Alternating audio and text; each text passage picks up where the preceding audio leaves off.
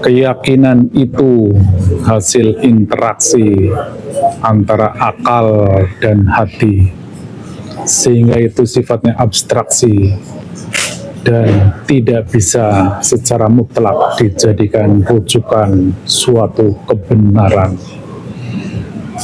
Jumpa lagi di channel Mbah Mun Ajat Karimullah, sebuah channel yang membahas tentang tasawuf dalam perspektif ilmiah wa amalia. Namun untuk menghindari ketersinggungan, kami tetap dengan prinsip utama, yaitu udkhulu fis silmi kafah. Jadi karena kami adalah sebuah tasawuf dalam perspektif tasawuf yang arwahi, tentunya fokus pada eksplorasi di wilayah ruhani, sehingga ini merupakan pelengkap dari pemahaman-pemahaman yang sifatnya jasmani, yang sifatnya syariat, bahkan akidah. Ini adalah pelengkap dari pemahaman tersebut yang selama ini fokus pada eksplorasi di wilayah eksoteris. Jadi kami mencoba menggali dalam sisi esoteris. Menarik memahami hal yang sangat fundamental dalam beragama, yaitu tentang rukun iman. Rukun iman sebagaimana kita pahami adalah sebuah keyakinan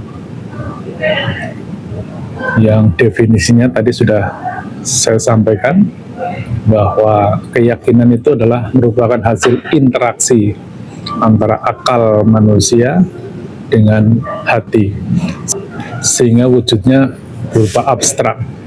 Tepatnya keyakinan itu lokusnya ada di jiwa atau nafs, karena itu merupakan hasil interaksi. Karena itu letaknya di jiwa dan sifatnya abstrak, maka keyakinan itu dihasilkan dari berbagai macam sumber, seperti pengalaman masa lalu, dogma-dogma agama, norma-norma yang berkembang di masyarakat, pengalaman-pengalaman dalam hidup, termasuk juga rasionalitas. Jadi interaksi berbagai hal tersebut kemudian menghasilkan sebuah keyakinan. Namun dalam perspektif mencari kebenaran, tidak dikenal terminologi keyakinan sebagai dasar untuk mendeskripsikan sebuah kebenaran. Sebagaimana kita ketahui, kebenaran itu ada yang sifatnya empiris, kemudian rasional, kemudian aksioma, dan yang tertinggi adalah kebenaran yang hakul yakin, yaitu yang melingkupi perspektif jasmania dan ruhania, yang fisika dan yang metafisika. Jadi kebenaran yang sifatnya multidimensional. Para pemirsa dimanapun berada, bahwa rukun iman itu adalah perspektifnya imateri. Kalau kita cermati rukun iman yang 6 itu, pada umumnya itu bukanlah hal yang sifatnya materi, bukan yang sifatnya fisik, sehingga keyakinan yang ada dalam diri kita lebih banyak dipengaruhi oleh hal yang sifatnya dogmatis. Semisal iman kepada Allah itu sulit juga untuk kita pahami. Demikian juga keimanan kepada malaikat, demikian juga keimanan kepada kerasulan. Jadi rasul dengan nabi juga suatu hal yang berbeda itu ya. Rasul adalah sisi ruhaniahnya. Pun begitu kita hidup di zaman ini juga tidak bertemu juga dengan zahirnya, dengan fisiknya nabi. Makanya keimanan dalam perspektif kami itu keimanan kepada Rasul, kepada sisi ruhaniahnya, karena sampai hari ini Rasul itu masih ada. Demikian juga keimanan terhadap kitabullah itu.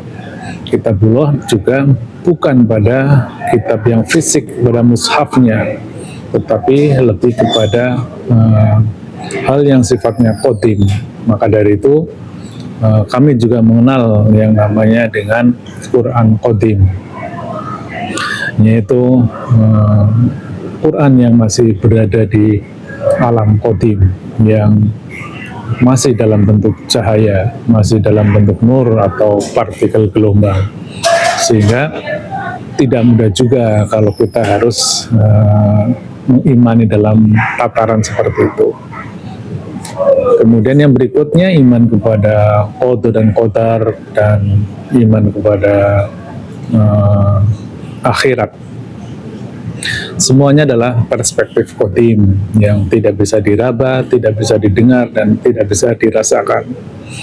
Artinya akal kita pasti tidak menjangkaunya, karena sebagaimana kita bahas bahwa memori otak kita itu hanya bisa menyimpan hal-hal yang sifatnya materi, misalnya suara, gambar, maupun sentuhan.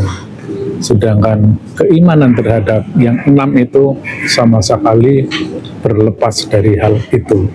Jadi sekali lagi saya sampaikan bahwa keimanan umat pada saat ini telah terdistorsi amat nyata.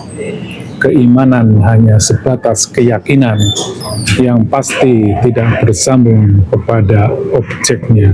Jadi ada sesuatu yang terputus antara keyakinan kita di alam realitas dengan objek yang kita yakini di alam qadim. Sehingga satu-satunya cara dan satu-satunya jalan untuk dapat bersambung kepada keimanan yang qadim tersebut hanyalah melalui ruhani. Kalau kita cermati lebih dalam lagi, jalan untuk kebersambungan itu ada dikenal yang namanya tali wasilah, sebagaimana Al-Maidah 35. Sekali lagi, karena hanya itulah satu-satunya cara dan itulah satu-satunya jalan, kita akan eksplorasi lebih lengkap dan lebih dalam lagi bagaimana sistem keimanan kita kepada Tuhan, kepada malaikat, kepada kitab-kitab, dan bagaimana terjadinya distorsi itu. Pada seluruh pemirsa, kita perlu muhasabah, kita perlu bercermin diri untuk memahami, untuk mendeskripsikan ulang apa itu keimanan kita.